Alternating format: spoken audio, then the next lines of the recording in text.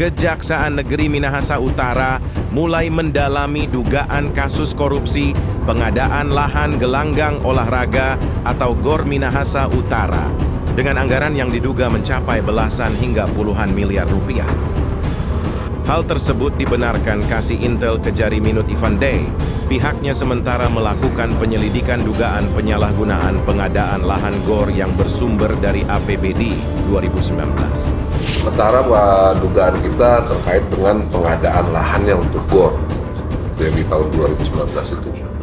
Nah, saat ini dilaporkan sudah sekira kurang lebih 7 orang yang kita mintakan klarifikasi dari stakeholder dan unsur pemerintah daerah. Tentunya dalam melakukan penyelidikan tim sudah mengantongi dugaan bukti awal permulaan yang cukup menurut kami, namun ini masih dilakukan pendalaman oleh tim. Dugaan potensi kerugiannya cukup besar, kurang lebih sekitar 19 M yang diangkatkan pada tahun 2019 di Kabupaten Minahasa Utara.